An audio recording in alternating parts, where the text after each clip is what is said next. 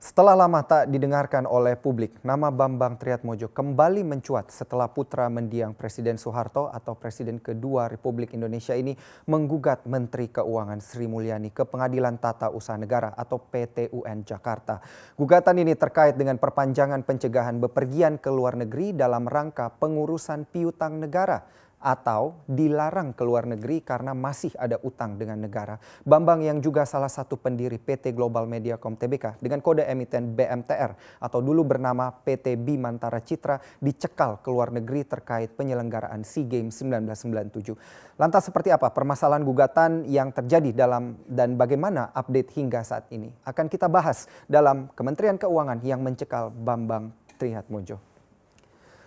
Mari kita mulai dari pokok permasalahan pencekalan sendiri, yaitu SEA Games tahun 1997. Di mana SEA Games 1997 diadakan di Jakarta di sini dari 11 hingga 19 Oktober 1997 atau 23 tahun silam saat Bambang Triatmojo masih berusia 44 tahun. Saat itu Bambang merupakan ketua konsorsium pelaksanaan SEA Games ke-19 dan jika ditarik ke belakang, perhelatan SEA Games 19 ini memang didanai dari sumber dana bantuan presiden atau Banpres di sini. Dan tentunya ini di bawah kepemimpinan Presiden Soeharto di kala itu. Diputuskan bahwa pemerintah memberikan pinjaman sebesar 35 miliar rupiah di tahun itu kepada konsorsium penyelenggara SEA Games ke-19.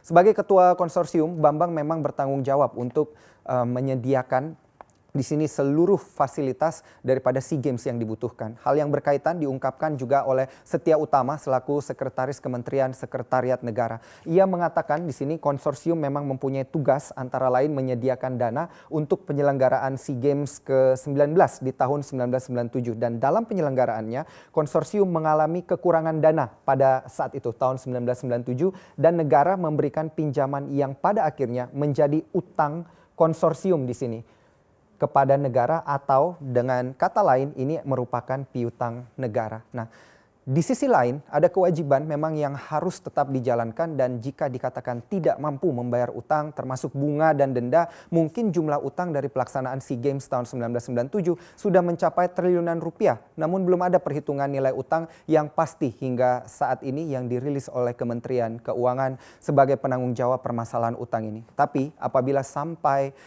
ada perintah larangan ke luar negeri, sepertinya nilai total utang dari Bambang Triatmojo setelah 23 tahun diperkirakan memang sudah berada di angka triliunan. Kemudian bagaimana update kasus ini hingga saat ini? Mari kita lihat pada slide yang selanjutnya di sini.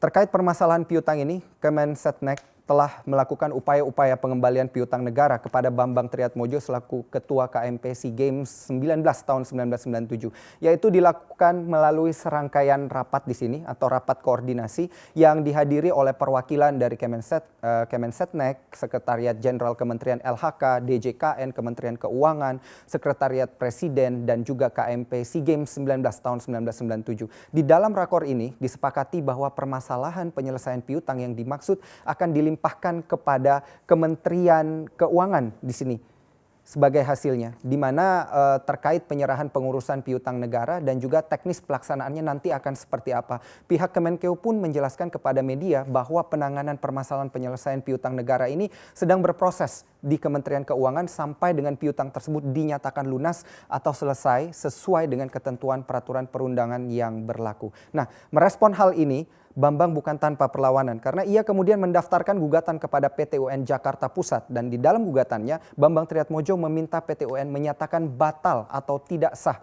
keputusan Menteri Keuangan nomor 108 KM 6 tahun 2020 tanggal 27 Mei 2020 ini tentang penetapan perpanjangan pencegahan bepergian ke luar wilayah Republik Indonesia terhadap dirinya. Selain itu, Bambang Triatmojo juga dalam gugatannya meminta PT UN mewajibkan tergugat untuk mencabut keputusan Menkeu nomor 108 ini, di mana gugatan ini nantinya yang diajukan Bambang Triatmojo dengan kuasa hukum Prisma Wardana Sasmita dan saat ini masih berstatus status perkara yang masih merupakan pemeriksaan persiapan di sini. Dan lantas, siapakah sosok Bambang Triatmojo yang pernah menjadi orang terkaya Republik Indonesia versi Forbes? Mari kita lihat pada slide yang selanjutnya. Inilah sosok dan sepak terjang Bambang Triatmojo, di mana Bambang adalah putra ketiga Presiden Soeharto dan Siti Hartinah yang dikenal dengan panggilan Ibu Tin. Lahir di Solo pada 23 Juli tahun 1953 dan tidak ada data pasti soal kekayaan Bambang selama ini, meskipun ia sudah malang melintang di pasar modal sejak tahun 1980 usai lulus dari Virginia Polytechnic Institute. Kemudian pada tahun 2007 di sini dapat Anda lihat nama Bambang masih masuk dalam daftar 10 orang terkaya di Indonesia, atau di sini dikatakan Indonesia's 40 richest, ini versi Forbes. Kekayaan Bambang kala itu diperkirakan mencapai sekitar 200 juta dolar Amerika Serikat atau setara dengan 3 triliun rupiah dengan asumsi kurs saat ini di kisaran 14.800 rupiah per dolar Amerika Serikat. Bambang masuk juga di urutan ke-33 orang terkaya di Republik Indonesia, sementara urutan pertama di kala itu masih dipegang keluarga Abu Rizal Bakri atau Grup Bakri dengan total kekayaan bersih diprediksi 5,4 miliar dolar Amerika Serikat atau sekitar 80 triliun rupiah. Tahun 2007, Bambang ini pernah memiliki 13% saham bisnis konglomerasi media global Mediacom yang berkode emiten BMTR yang ia dirikan dengan nama Bimantara tahun 1981. 11 tahun kemudian, di tahun 1992, PT Bimantara Citra dikatakan telah memiliki saham di 96 perusahaan di sini, dan dari semua perusahaan itu, ini 96 perusahaan, ada 35 perusahaan yang merupakan subsidiary company atau lebih dari 50% modalnya berasal dari Bimantara, 48 lainnya dikategorikan sebagai affiliate company yang saham Bimantara di dalamnya kurang dari 50%, sementara 13 sisanya dikatakan other company yang saham Bimantaranya hanya sekitar 10 hingga 20%. Pada tahun 1995, Bimantara Group terjun ke sektor perminyakan setelah menandatangani kontrak bagi hasil dengan Pertamina dan 3 perusahaan lainnya. Saat itu Bimantara menginvestasikan dana sebesar 3 triliun rupiah untuk proyek eksplorasi di blok sepanjang lepas pantai Jawa Timur. Dan tidak berhenti sampai di situ, Bimantara Group pun merambah di berbagai sektor seperti industri otomotif, perkebunan, televisi swasta, konstruksi, dan juga real estate.